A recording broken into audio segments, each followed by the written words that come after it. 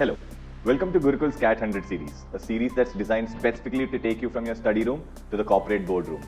I am Prady Sharma and this is Verbal Mastery with Prady.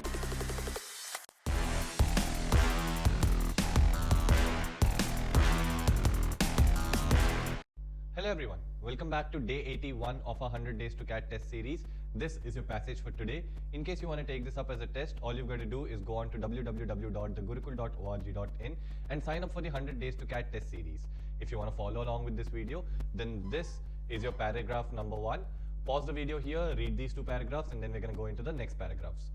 This is your second part of the passage, paragraphs 3, 4 and 5. Pause the video here, read these paragraphs, and then we're going to go into the questions. This is your question number 1. Pause the video here, read these questions and answer them, and then we're going to go into the second question. This is your question number 2. Pause the video here, read and answer this question, and then we're going to move into the third question. This is your question number 3. Pause the video here, read and answer this question, and then we're going to go into the last question of the passage. This is the last question of the passage. Pause the video here, read this question, and then we're going to go into the passage and question explanations. Now, what does the passage talk about? The passage says the coast of the state of Maine is one of the most irregular in the world. So we're specifically speaking about the coast of the state of Maine. A straight line running from the southernmost city in Maine, which is Kittery, to the northernmost coastal city, Eastport, would measure about 225 miles. Okay, so from Kittery to Eastport, the distance is 225 miles. If you follow the coastline between the same two cities, you would travel more than 10 times as far. That means the coastline is very, very large. It's 2250 miles.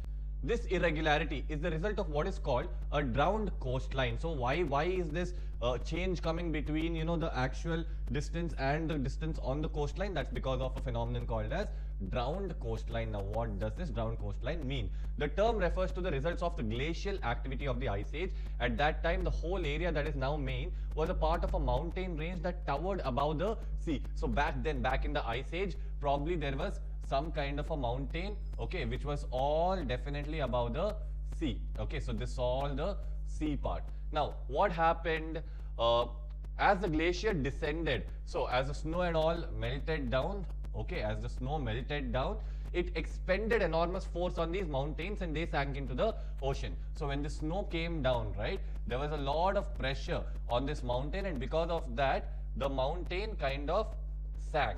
So probably it became like this. So a lot of small mountains probably surfaced, right?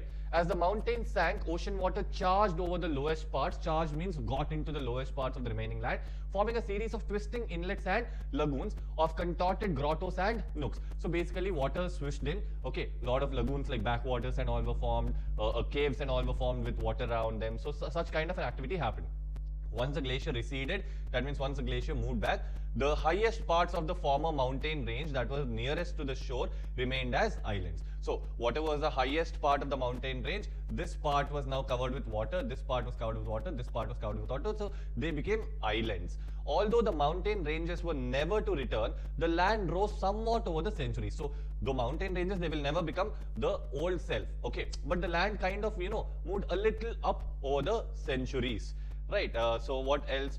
On one of the islands that the glacier left behind, marine fossils have been found at 225 feet above the today's sea level, indicating that the island was once part of the shoreland. So how do we know that these islands or the land has come up? Because there was some island, okay, like this, where probably the shore level back then was over here. So some kind of marine samples were found over here at 225 feet.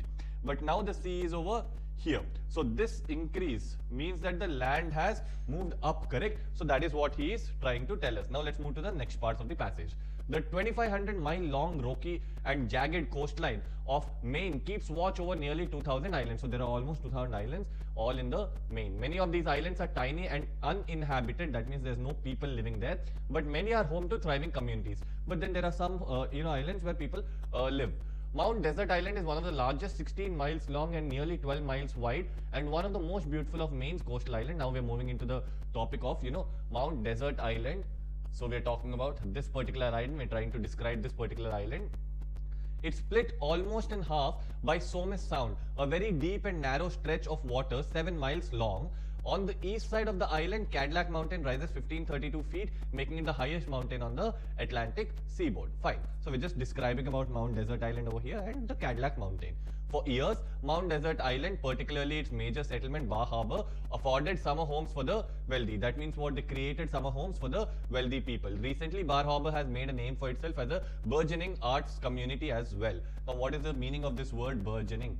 Burgeoning means growing. Okay, right. But there's much more to Mount Desert Island than a sophisticated and wealthy playground. So there's a lot more to this than just summer homes for the wealthy. What is that? Let's check. A majority of the island is unspoiled forest land, which makes up the greatest part of the Acadia National Park. Mount Desert Island sits on the boundary line between the temperate and subarctic zones. The island therefore supports the flora and fauna, that means both plants and animals of both the zones, as well as beach, inland and alpine plants. So there's basically a lot of different types of plants and animals which might not be present in all the other parts of the world that are present on this particular island. Okay, in addition to its geological treasures, Mount Desert Island lies in a major bird migration lane. All kind of migratory birds pass over the island. So this is also very important for the migration. The establishment of Acadia National Park in 1916 means that this diversity of nature will be preserved and that it will be available to all people, not just the wealthy who once had exclusive access to the island's natural beauty. Okay, so unlike before, now a lot of common people can also go and visit this island because it's been preserved by the establishment of Acadia National Park. Today, visitors to Acadia may receive nature instruction from the park naturalist in addition to enjoying the beauty of the island by camping, hiking, cycling or boating, or visitors may choose to spend their time at the archaeological museum learning about the Stone Age inhabitants of the island. So there are multiple activities that a visitor might do when they visit Acadia National Park. That's what's been told about.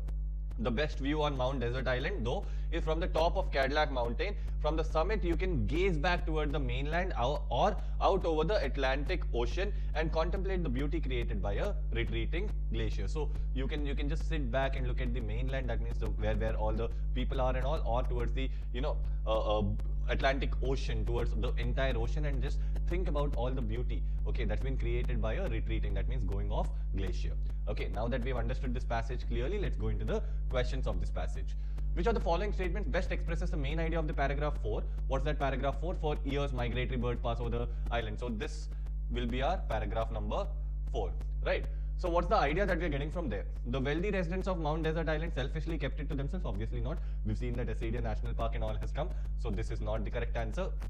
B says Acadia National Park is one of the smallest national parks. Again, we've not seen whether it's large or small. To be honest, it's been told that it's a very big national park because it's the only one over there. So 2 cannot be my answer. 3, on Mount Desert Island, there's a great tension between the year-round residents and the summer tourists. No, there's not been any conflict, or at least it's not been told to us in the passage. So can't be 3 as well. 4, due to its location and environment, Mount Desert Island supports an incredibly diverse animal and plant life. Now this has been told to us that it's a great geological treasure and also hosts a lot of different flora and fauna. So this will be our correct answer. So the best possible answer is option number 4.